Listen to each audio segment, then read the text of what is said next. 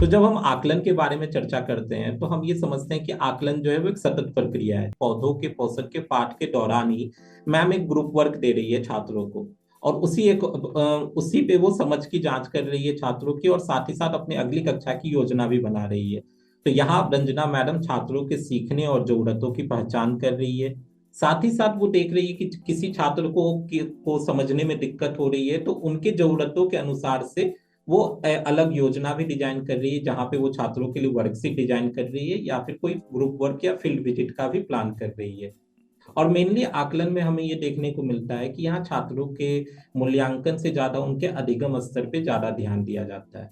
वहीं जो हमारी जो मूल्यांकन प्रोसेस है, जो कविता मैडम के कक्षा में हो रही थी, वो अक्सर पाठ के अंत में एक होने वाली प्रक्रिया है, जहाँ छात्रों की समझ की तो जांच हो रही है, लेकिन वहां पे उन छात्रों को एक ग्रेड या स्कोर दिया जा रहा है।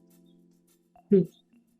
तो मेरा एक सवाल है देवेश, जी। अगर मान लीजिए हम वर्कशीट को मूल्यांकन के हिसाब से ही ले। जी।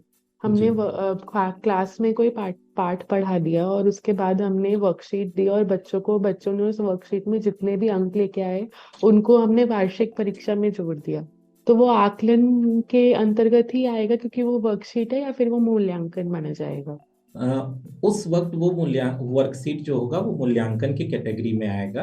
तो हमें ये समझना बहुत जरूरी है कि आकलन में शिक्षक जो कोई भी तरीके या स्ट्रेटेजीज यूज कर रही है छात्रों की समझ की जांच के लिए, तो वहाँ मेनली वो छात्रों की समझ की जांच के लिए फिर छात्रों को फीडबैक देती है, और वो कोशिश करती है कि छात्रों के अधिगम स्तर में और मतलब स्तर और अच्छा हो, छात्रों की समझ और बेहतर हो उस कॉन्सेप्ट को लेकर के। लेकिन अगर मूल्यांकन में हम ग्रेड छात्रों को ग्रेड या स्कोर देने के प्रोसेस तक ही रुक जाते हैं और अगली कक्षा में चले जाते हैं, जैसे कविता मैडम कर रही थी, वो पौधों में पोषण के पाठ के अंत में छात्रों की परीक्षा ली और परीक्षा के बाद ग्रेड स्कोर देने के बाद वो अगली चैप्टर को पढ़ाने लग गई, तो वहां वो मूल्यांकन हो रहा था।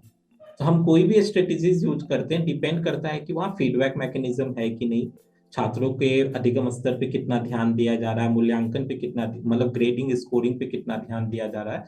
यही देख करके आकलन और मूल्यांकन हम लोग डिसाइड करते हैं।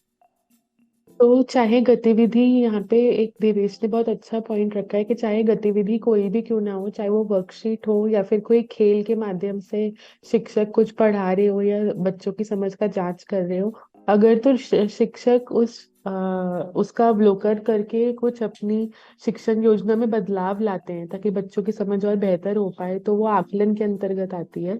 बल्कि पर अगर वही गेम ही क्यों ना हो, बट उस गेम को के हिसाब से बस गेम को हम सिर्फ के बच्चों को ग्रेड देने के लिए इस्तेमाल कर रहे हैं, उसका उपयोग कर रहे हैं और बच्चों को सिर्फ एक स्कोर देकर वो प्रक्रिया वही खत्म कर रहे हैं, तो वो मूल्यांकन के अंतर्गत आती है।